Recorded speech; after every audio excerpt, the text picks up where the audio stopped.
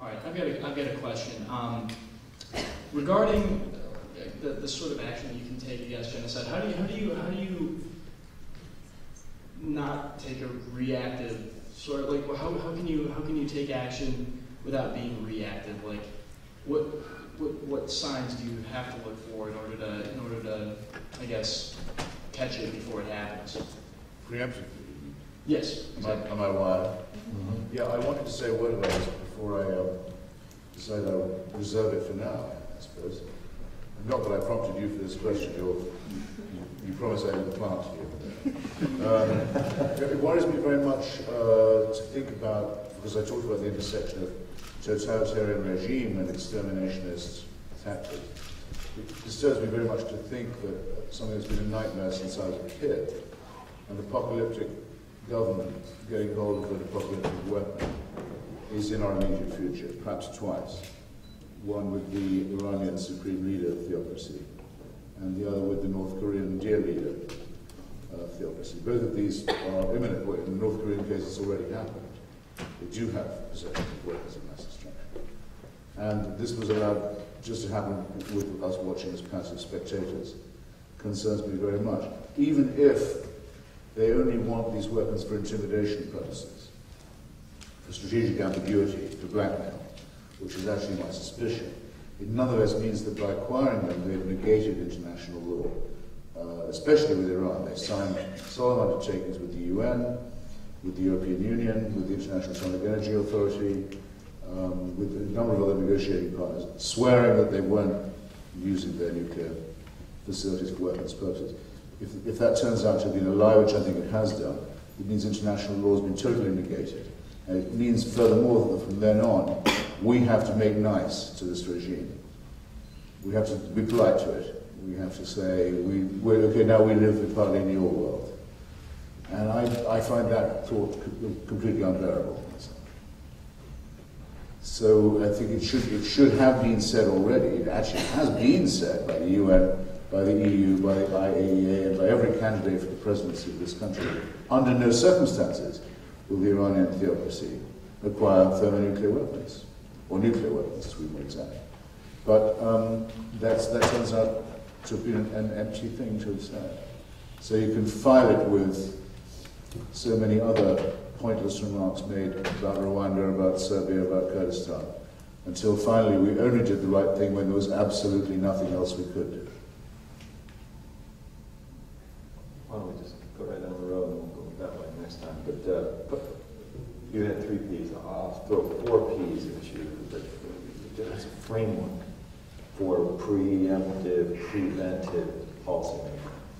Those are not the 3 Ps I was making. Policy, process, personnel, and political will.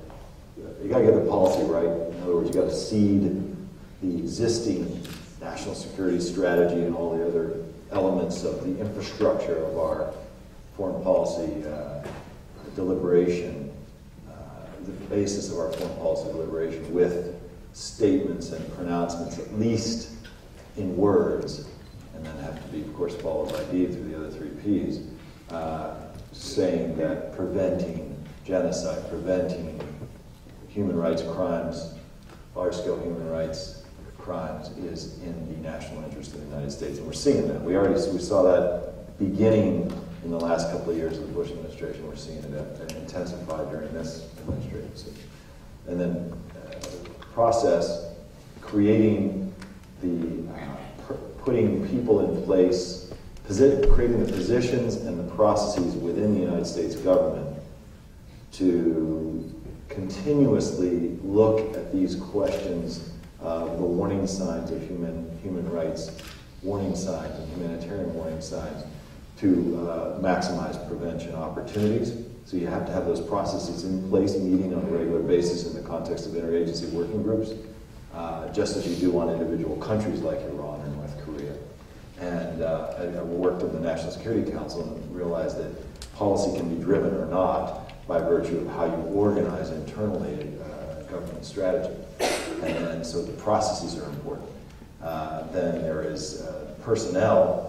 I mean, you can have all the wonderful policy in the world and set up these fantastic processes, but if you name someone who doesn't get it, or someone who's not willing to be an upstander in the context of their position, then you're up the creek without the proverbial paddle. And Sudan is the perfect example. We have policy is right now, roughly, as stated publicly by the President, by the Secretary of State and others, but the personnel, the envoy that Obama chose in the form of his two-star general, Scott Gratian, has gone off the rails, which undermines the ability of the United States to take effective action. So policy, process, personnel, and then political will, all the things Mark just talked about. Unless there is the civil society component, unless there is the popular demand, at least congressional district by congressional district, like you said very effectively, in which small groups of people magnify their voices through the new opportunities for organizing through social media, through the new media and other ways we can do it, and have an impact, as we saw in this last few minutes. There has to be that ongoing effort, the permanent constituency instead of the ad hoc. So if you have those elements together, which are not unreasonable advances on current practice, I think we would be in a much better position, case by case, to be able to respond. But Mr. P, if you don't mind, your P's are slightly soft P's. Excellent P's, to be sure. So, the P's I'm referring to are the ones that are actually in the Genocide Convention, which say prevention or punishment. If you feel it coming or you see it coming, you're mandated. If you're a signatory, you're mandated to take action to prevent it. And if you can't get there in time, or if you're slow on the uptake or the draw, you have to punish it.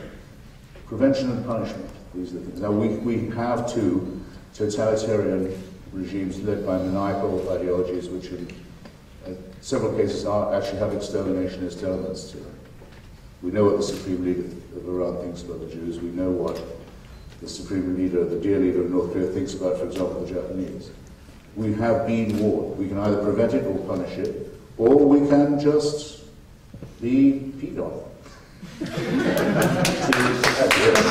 There are 6 P's now we have on the table. Mark, if you can come up with another P, we're just going to defer the rest of the time. I'm going to follow the